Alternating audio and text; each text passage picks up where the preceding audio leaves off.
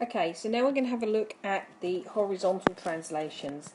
So this time, when we're looking at a horizontal translation, and first of all I'm going to do a translation to the right, and this time it's within the bracket. So I'm actually taking cos of x, and I'm going to actually shift it by pi by 2 because that makes it nice and easy, and I know where to draw stuff.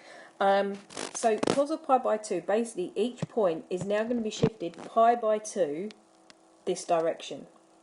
So the point here at 0 is now actually going to become here, and the point here is going to become here. The point here is now going to become here, and the 3 pi by 2 is now going to become 2 pi. So I end up, if I just draw it straight away, I'm going to end up with this. Okay, I know it's going to carry on. The one thing to remember is that I've actually got to bring it back down. As I think I said in lesson time, the ranges you're usually given are going to be something like between 0 and 2 pi, or between minus pi and pi, and so on. So if it's like this, i.e. you're taking something away in the bracket that you're then applying the trig function to, it's going to have this horizontal translation effect.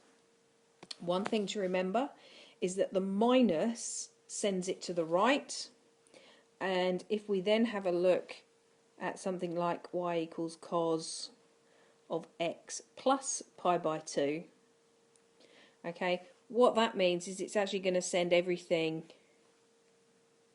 pi by 2 to the left.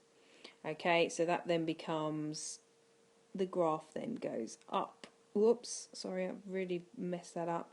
It's going to go up like that.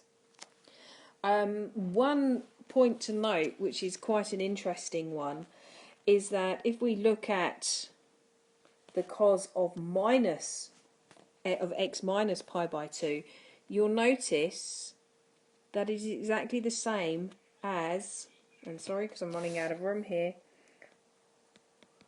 sine x. So that is a relationship that actually comes into use in handy quite frequently, remembering that this cos of minus pi by 2 is the same as sine x.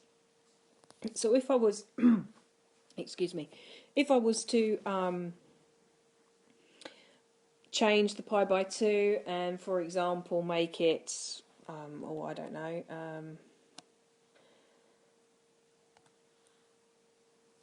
make it, I don't know, maybe y equals cos of x minus pi by 4, what's happening then is it's actually going to move, again it's going to move my black line to the right, but it's only going to move it pi by 4. Now obviously we know pi by 4 is going to be between these, and that's going to be 5 pi by 4 there, and then we're going to have 7 pi by 4.